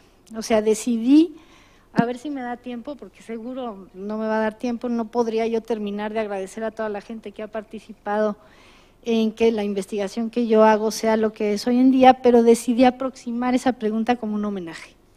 Y empezar el seminario de sexualidades y sobre sexualidades y género que coordinó Ivonne durante tantos años, generó en México, para mi gusto, abrió el espacio de la investigación social sobre sexualidad como un campo legítimo de producción de conocimiento. Y en ese seminario, la pregunta por la relación entre sexualidad y política fue una pregunta permanente. Yo veo aquí a muchos compañeros de viaje, Pepe, Cristina, Yuri, incluso Carlos en algún momento participó, y veo por supuesto a muchos maestros, ¿no? Maestras que estuvieron con nosotros, Orlandina, Susana, la propia Ivonne, que nos estábamos preguntando y abriendo en México la pregunta por la sexualidad y la relación con la política, y en ese momento siento yo que hubo una confusión muy productiva, que es que esa pregunta estuvo acompañada por un diálogo con la sexología, que se volvió cada vez más un diálogo crítico con la sexología, y la participación de activistas y miembros de diversos movimientos sociales e incluso de funcionarios, sobre todo, que estaban ligados a los sistemas de salud. Ese fue un espacio privilegiado que para mí es fundante, no solo de la investigación que yo trabajo, sino del campo de la investigación sobre sexualidad, cuerpo y poder en México. ¿En qué estábamos inspirados en ese entonces? Que seguimos inspirados hoy en día, pero de maneras muy distintas, por supuesto por el feminismo y la teoría feminista, y crecientemente por la politización de la sexualidad por parte de los movimientos gay. Y en ese sentido, nuestra formación, y hablo de nosotros porque, bueno, ahí Pepe me dirá, Yuri me dirá, estamos muy marcados estuvimos muy marcados por la relación entre sexualidad y salud. Salud en relación no solo al cuidado de sí o a cuestiones que tienen que ver propiamente con estados de morbilidad, no, sino sobre todo en términos de políticas de salud. Entonces, hubo dos grandes campos que marcaron la investigación sobre sexualidad en México, la investigación social sobre sexualidad en México, no la biomédica, que fueron el campo de la salud reproductiva y el campo del VIH. Y hemos sido siempre, siento yo, hemos siempre mantenido un diálogo entre el feminismo y los movimientos por los derechos igualitarios, siempre se ha mantenido ese diálogo, no fácil, no siempre terso, pero siempre ha estado presente. Yo, pues, por 20 años de trabajo en esta situación, fui testigo del surgimiento del campo hasta su institucionalización, hasta llegar a por ejemplo, que entre los estudiantes de licenciatura que tengo en este momento, la mayor parte de los trabajos hablan de género. Incluso, y de sexualidad también, pero hablan mucho de género. Incluso, hasta me preocuparía por decir que se banaliza la conceptualización sobre género al hacerla sinónimo de hombres y mujeres, ¿no? En general, se ha legitimado tanto el término de género, inclusive porque ya forma parte de las políticas públicas esto de la perspectiva de género, pero desgraciadamente el nivel de complejidad con que nos estamos aproximando no es el que personalmente más me gusta, porque personaliza lo que en realidad es un orden social. Y entonces, en general, cuando se habla de género, se habla de hombres concretos o mujeres en concreto, y no de un orden que produce sujeto. Entonces, bueno, en ese momento, como egresada de Psicología de la UAM de Xochimilco, hubo un momento en que nos hicimos una pregunta entre los estudiantes, ¿cómo trabajábamos mucho freudomarxismo? Y entonces la posibilidad, por ejemplo, de pensar que lo que Freud llamaba aparato psíquico fuera producto de un momento histórico peculiar, era una pregunta sumamente interesante. Es decir, que el sujeto es un sujeto producido por ciertas coordenadas históricas. Eso era una pregunta muy interesante. Y con el tiempo, conforme fuimos estudiando, claramente apareció la posibilidad de pensar esa historización de lo que en ese momento yo hubiera llamado aparato psíquico, en el sentido de que, gracias a la teoría del padre Foucault, la sexualidad como dispositivo de poder nos dio acceso en términos conceptuales y en términos metodológicos para pensar esta cuestión de la historización del sujeto. Entonces, como parte de ese ser testigo, sucedían cosas no solo en términos de la producción académica en México, proliferaban investigaciones en ese seminario, era un seminario sumamente democrático, al mismo tiempo que bien conducido, porque estábamos obligados a presentar nuestras investigaciones y buscar referentes para que en las sesiones discutiéramos tanto nuestras investigaciones como los referentes. Entonces nos expusimos, por decirlo de alguna manera, nos expusimos a las teorías de las metrópolis en relación con la sexualidad. Sobre todo nos expusimos crecientemente a las teorías ligadas con la política de la identidad, la identity politics, del cual quisiera hablar un poquito más adelante. ¿Me avisan, Karin, cuando? Entonces, en este proceso no solo estábamos conociendo y aproximándonos a nuevas formas de pensar al sujeto, a nuevas formas de pensar la sexualidad que no eran la tradición biomédica, sino que el país se estaba transformando en relación con la temática de la sexualidad, en relación con el derecho, ¿no? Empieza a aparecer o en México se empieza a difundir con mucha más claridad el discurso de los derechos humanos ligados a la sexualidad, ¿no? Vimos surgir las instituciones de derechos humanos en este país y cómo la temática de la diversidad sexual, ¿no? Se retomó como parte de los ejes de la lucha por los derechos humanos.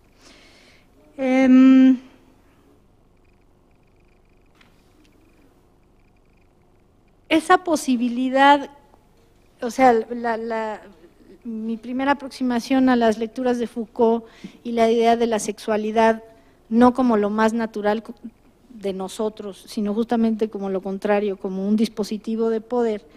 Y por otro lado, las lecturas feministas me llevaron o nos llevaron a discutir de una manera mucho más puntual algo que para mí era muy importante, que es, ¿qué quiere decir que lo personal sea político?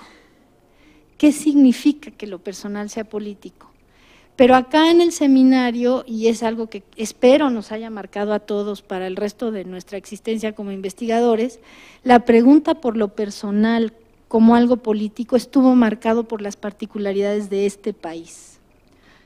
Es decir, estábamos y seguimos, para mi gusto, siempre enfrentados a una producción teórica de las metrópolis, ¿no?, que está ligada a una cierta configuración de la sexualidad como dispositivo de poder en el sentido de producción de identidades, versus una situación cultural en México en la cual la sexualidad no es el centro de la identidad.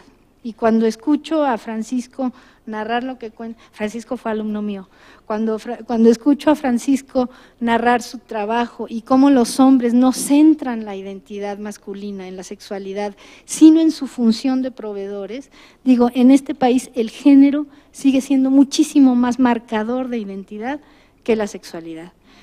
Obviamente, la sexualidad ha sido politizada por las experiencias marginadas no heterosexuales que reivindican un espacio y que han encontrado en el ámbito de la identidad la mejor manera de hacer política.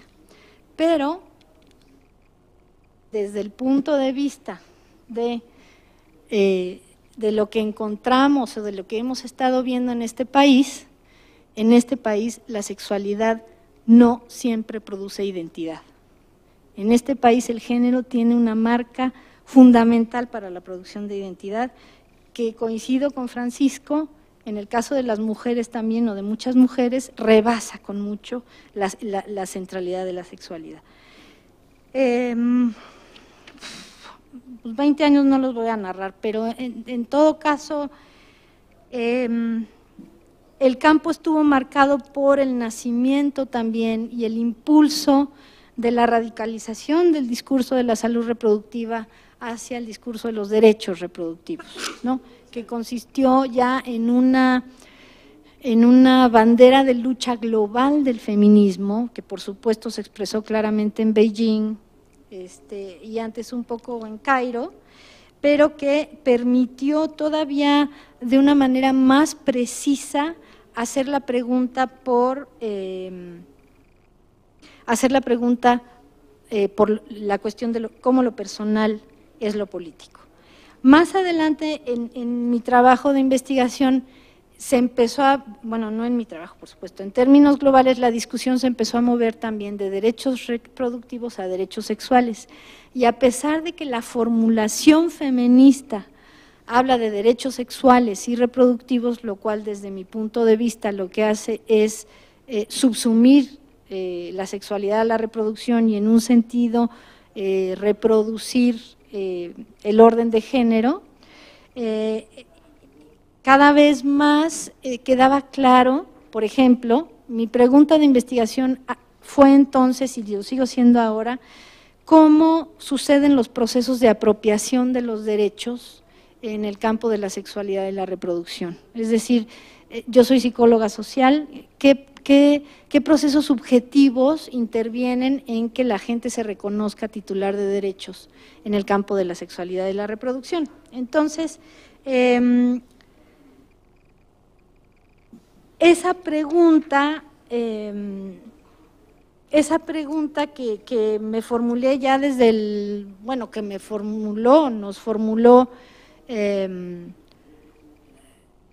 Ross Pechesky en una investigación de 7 países que se llama International Research Project Reproductive Health and Rights, no me acuerdo cómo se llama, IRAG, son las siglas.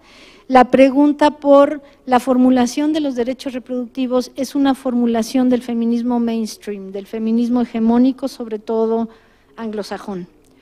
¿Qué sucede con mujeres que no pertenecen a esas sociedades, cómo se vinculan con el concepto y con la práctica de los derechos reproductivos. Y esa me parece una gran pregunta, creo que es una pregunta que debemos sostener, porque una cosa es el discurso político sobre el derecho y otra es la posibilidad de construir ciudadanos que ejerzan ese derecho, o ciudadanas que ejerzan ese derecho. Y en ese sentido, pues nos encontramos en el estudio sobre Nigeria, sobre Brasil, en México, en los Estados Unidos entre mujeres negras, en fin, que por supuesto la relación con el concepto de derechos reproductivos era una relación bastante heterogénea en virtud de las condiciones particulares, de las culturas particulares de esos países. Como yo había encontrado en mi trabajo de campo, que bueno, eso por supuesto ya lo dijo el feminismo en términos políticos, pero en términos de investigación, las mujeres ni de chiste hablaban igual, por ejemplo, sobre el derecho a usar anticoncepción, que sobre el derecho a tener relaciones sexuales con quienes ellas quisieran. Entonces, una de las cosas que surgieron claramente en algún momento de la investigación es que los procesos de apropiación de derechos en el campo de la reproducción siguen un camino completamente diferente que el que seguirían en relación con la sexualidad, porque culturalmente la reproducción y la sexualidad en esta cultura católica están construidas de una manera completamente distinta. Entonces, esa como claridad sobre la diferencia entre la posibilidad de ciudadanizar o politizar el campo de la sexualidad versus el de la reproducción, me llevó a tratar de aplicar la misma pregunta sobre los procesos de apropiación de derechos en el campo de la reproducción al campo de la sexualidad. Es decir, durante los últimos 6 años estamos en proceso de una investigación que se pregunta cómo es que la gente se apropia o se relaciona con el discurso de los derechos y el ejercicio de los derechos en relación con la sexualidad. Y he tenido la fortuna de trabajar con Rodrigo, que desgraciadamente hoy no nos acompañó, a quien considero otro de mis maestros, un maestro más joven y más reciente, pero definitivamente un maestro, que en el momento en que empezamos a preguntarnos por este proceso de apropiación por los derechos, parece que mandamos a hacer lo que sucedió en este país, porque en ese momento se aprobaron las sociedades de convivencia, en ese momento se aprobó la interrupción legal del embarazo en el DF, en ese momento aparecieron los casos de militares viviendo con VIH, defendiendo sus casos ante la Suprema Corte de Justicia, ¿no? En fin, entonces lo que pudimos hacer en términos metodológicos, que creo que es una discusión que nos debemos todos, cómo estamos investigando sexualidad, ¿no? Si la sexualidad en un sentido involucra la materialidad del cuerpo y normalmente estamos hablando de construcciones sociales entendidas como ideas, cosa que ya a mí ya me está cansando bastante. En esa lógica de preguntarnos por cómo los sujetos nos apropiamos de los derechos en el campo de la sexualidad, decidimos aplicar esa pregunta en grupos específicos que tienen un interés por ejercer un derecho específico. Entonces, entrevistamos firmantes de sociedades de convivencia, entrevistamos mujeres que fueron por aborto legal a las clínicas, entrevistamos a los militares que fueron despedidos de la Secretaría de la Defensa por vivir con VIH, entrevistamos a un grupo de lesbianas organizadas en Guadalajara y a jóvenes lesbianas que luego no utilizan la identidad de lesbianas, pero que tienen prácticas entre mujeres. Entrevistamos un grupo de mujeres viviendo con VIH que se organizaron en defensa de sus derechos a los servicios de salud. En fin, decidimos que teníamos que dejar de abordar esta pregunta desde una perspectiva generalizada y por lo tanto poco detallada y en la misma tradición como de retórica, y realmente ver cómo opera la posibilidad de que un sujeto se apropie de sus derechos en términos de derechos precisos, ¿no? No nada más del discurso político de los derechos, que no es lo mismo que los derechos consagrados por la ley. Y ahí tuvimos una gran asesoría por parte de Pedro Morales, que es el abogado de la causa, en un sentido. Bueno, entonces, en eso estábamos hasta el año pasado, que creo que la situación del país en términos de la violencia social generalizada que vivimos me hizo dar un giro mucho más hacia la pregunta por, a ver cómo poner, no solo por la politización del campo y de la construcción de ciudadanía en el campo de sexualidad y reproducción, sino también por la construcción de solidaridad. En ese sentido, ahora estoy diseñando un proyecto, estamos iniciando un proyecto en el cual es un proyecto, si quieren llamarle de investigación-acción, no sé cómo llamarle, en el cual estamos fomentando que mujeres que viven con VIH acompañen a otras mujeres en el proceso de diagnóstico, de inicio y de apego al tratamiento, ¿no? Y en ese sentido ya no es una investigación canónica de producir entrevistas, analizarlas y luego escribir, sino que estamos involucradas, y hablo por un equipo, colegas jóvenes, grandes investigadoras de campo, Erika Sandoval, Edith Flores, en fin, que estamos tratando de pensar ahora cómo opera esa apropiación de los derechos vinculados, en este caso con la salud, porque estamos hablando de VIH, cómo opera en la vida cotidiana, ¿no? Y sobre todo lo que estamos encontrando, y este es mi nuevo tema de investigación, es desde 20 años atrás nos hemos preguntado, bueno, las políticas de salud y las políticas públicas son interesantes, pero pues ¿qué está pasando con las chavitas que se embarazan, ¿no? A veces, bueno, la dimensión no consciente, no voy a decir inconsciente, está muy presente, pero ¿qué está pasando con las infecciones por VIH? ¿Qué está pasando con embarazos no planeados? Ya sabemos, ¿no? ¿Qué pasa en general con la prevención ligada a la sexualidad?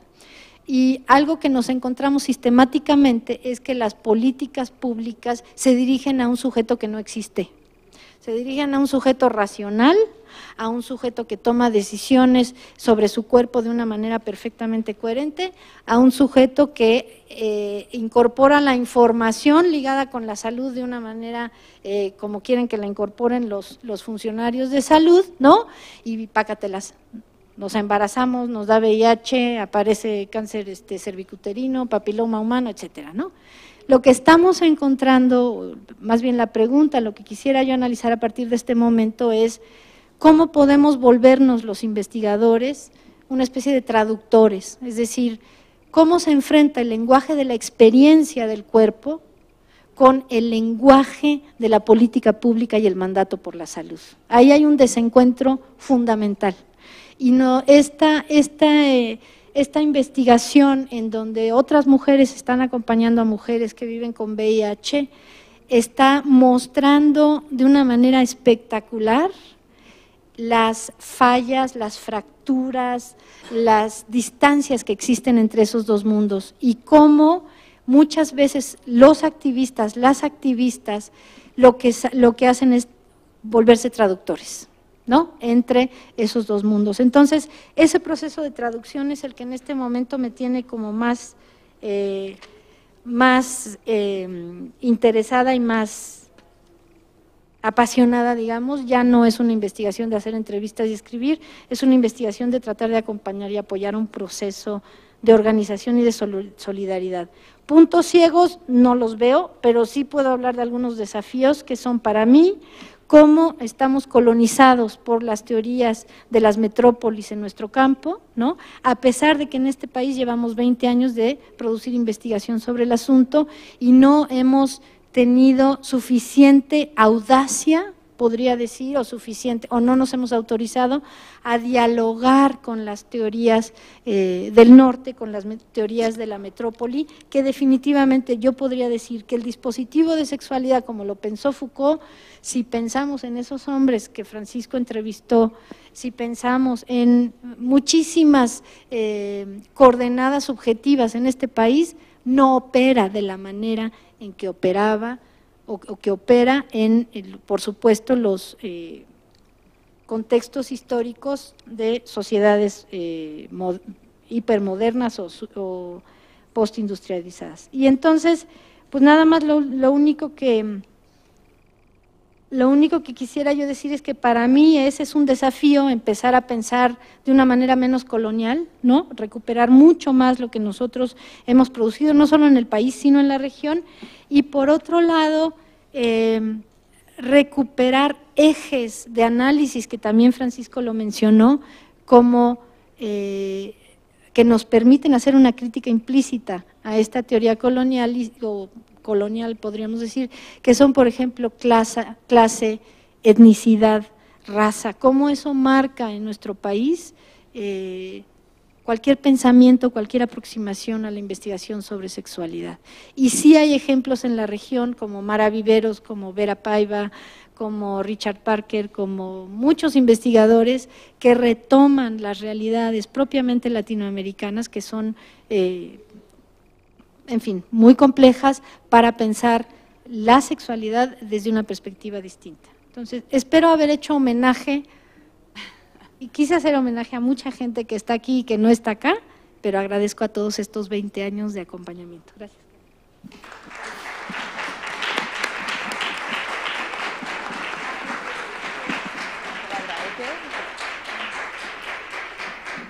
Muchísimas gracias, Ana, porque hiciste, pues, sí, nos diste un panorama que sintetiza un poco incluso las ponencias anteriores, o sea, hablando de tu trayectoria y de tus proyectos, nos hace mucho sentido, ¿no? Porque la idea de esta mesa que titulamos Poder,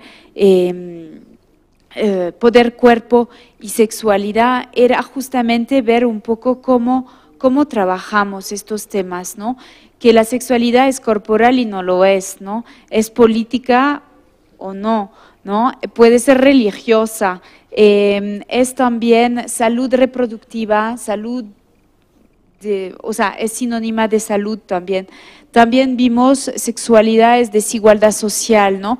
O sea, cómo este concepto gravitan alrededor de él muchas cosas y cómo podemos trabajar esto, ¿no?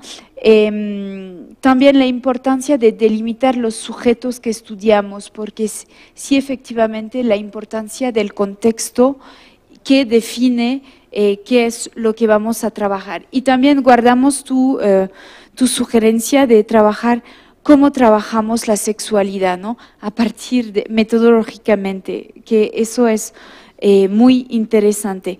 Bueno, hay mucho que decir, nos dejamos pasar por el tiempo, pero no había manera de cortar estas intervenciones, entonces voy a dejar la palabra a los colegas también.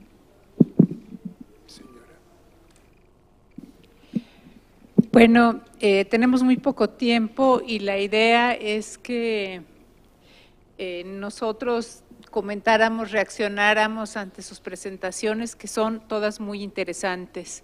Es realmente muy difícil la tarea que nos autoasignamos, pero bueno, siempre cree uno que puede hacer más de lo que realmente puede hacer. Yo lo que quisiera destacar de esta mesa tan interesante es que los estudios de género pueden irse por campos muy diversos, y que las preguntas están siempre en constante modificación. Aquí vimos cómo se puede preguntar por el género en la publicidad, que es un campo que yo creo que no estamos estudiando lo suficiente desde las ciencias sociales, sino que se ha dejado a los estudiosos del mercadeo, que hacen un trabajo muy importante y que en muchos casos aseguran que conocen mejor a cómo actúa la sociedad, cómo reacciona la sociedad, que los sociólogos. Sería un tema de debate, pero ahí el tema de género está sumamente presente, porque cuánto hemos discutido si la publicidad reproduce o estereotipos de género tradicionales o si los puede modificar. Otro asunto que quisiera yo destacar en varias de las ponencias es cómo la masculinidad se ha vuelto un tema central en la investigación.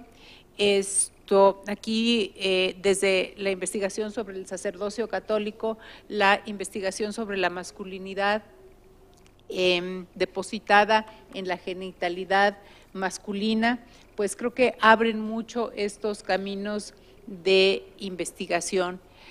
se están saliendo, no puede seguir la pista de todas las investigaciones de esta naturaleza, pero creo que estamos a la espera de libros de largo aliento que nos permitan comprender este tema con mayor profundidad. También creo que otro de los temas que está presente en varias de las investigaciones es lo que enunció inicialmente Sofía, que es una de las ideas fuertes de su trabajo de tesis, cómo se politiza la sociedad, la sexualidad en nuestras sociedades. No quiero extenderme más sin dejar de tocar dos puntos de la intervención de Ana. Uno es esto de la colonización de las teorías de la metrópoli, cómo la sexualidad en nuestras sociedades se vive de manera distinta, se van construyendo identidades que dan más lugar quizá al género que a la sexualidad, y cómo esto pues estamos por investigarlo. Esto está ligado con lo que tú empezaste, cómo ahora se utiliza mucho el término género y cómo hemos caído en la banalización del género. A mí en muchas ocasiones prefiero no usar el término precisamente por esta superficialidad que tiene, especialmente cuando ya sabemos qué es el género, o cuando ya sabemos qué son las mujeres, o cuando ya sabemos qué son los hombres, ¿no? Vale cuando es una pregunta abierta, cuando no tenemos la respuesta preestablecida, como en muchos estudios ONGizados, por llamarlos de alguna manera. Bueno, no quiero hablar más sobre las excelentes intervenciones porque todavía quiero escuchar a Nelson y quisiera poder escuchar algunas de sus reacciones. Muchísimas gracias.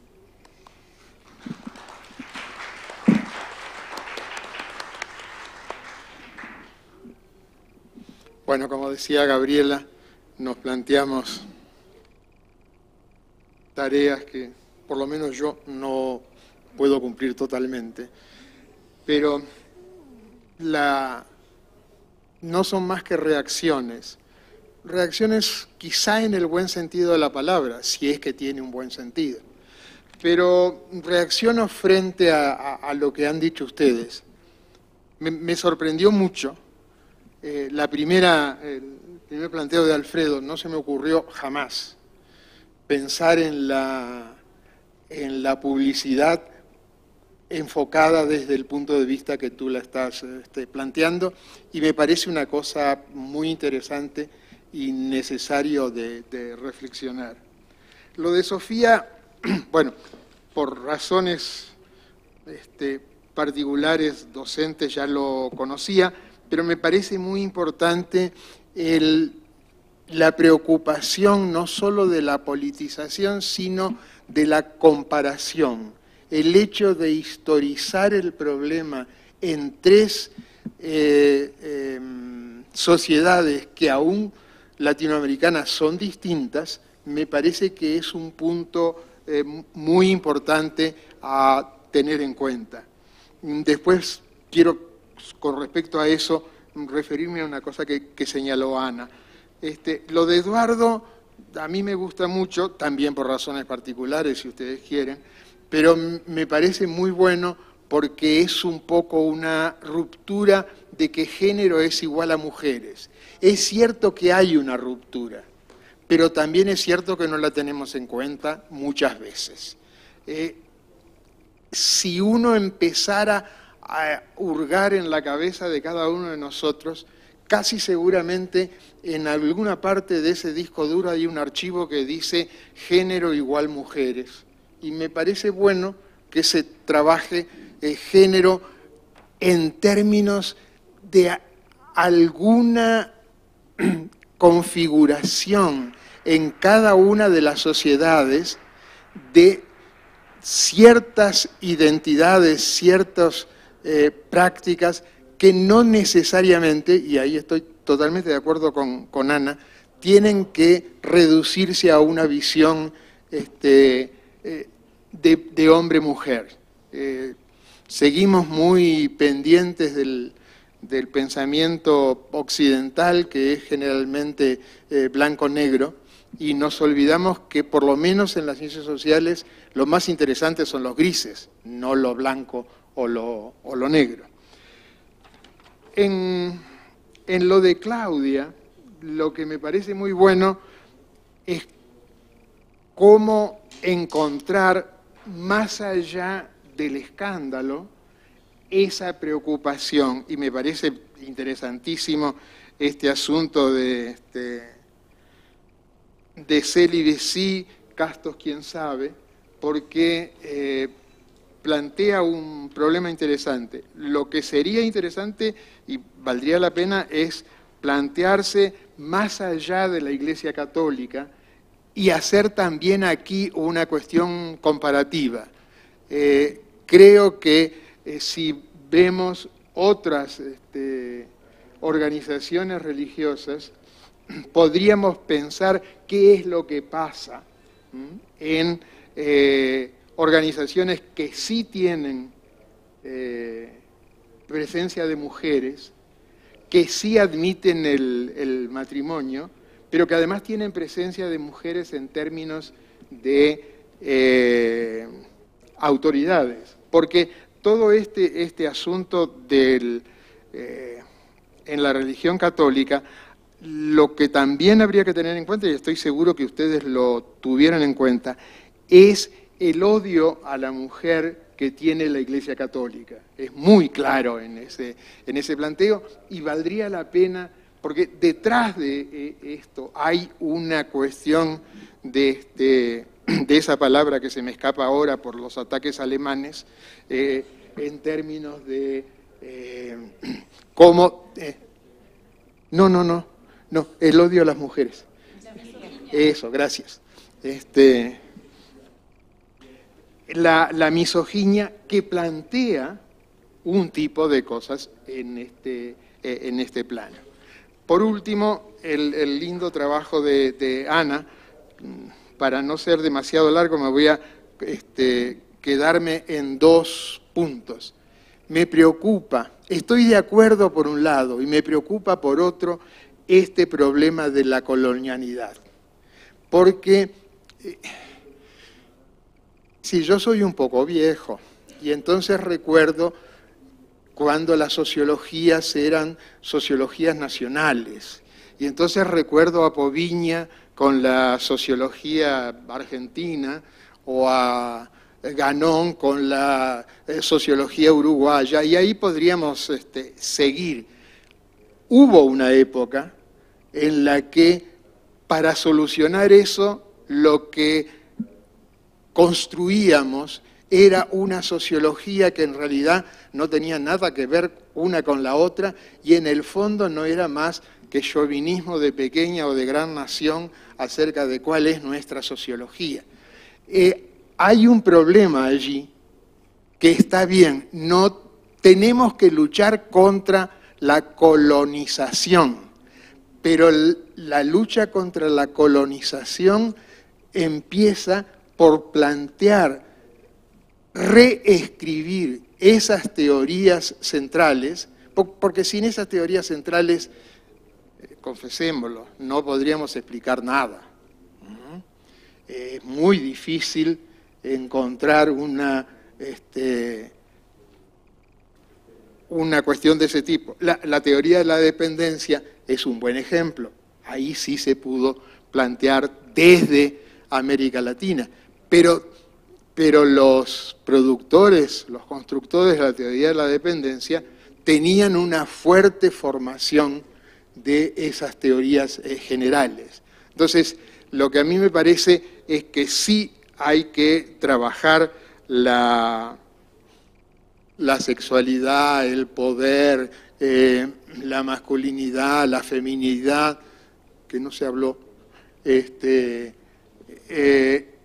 desde la historización de donde estamos colocados, pero con la luz general de esas teorías que nos permitieron pensar al mismo tiempo las realidades nacionales y en mayor o menor medida traicionar esas realidades nacionales, sobreimponiéndole algo que no corresponde. El problema está, me parece a mí, más en la historización de esas teorías generales, en la situación de dónde estamos, y eso significa conocer a fondo la sociedad que estamos estudiando, y no solo ese trocito que es nuestra tema o pregunta de investigación, para compaginar algo que pudiera avanzar en la construcción de conocimiento. Nada más.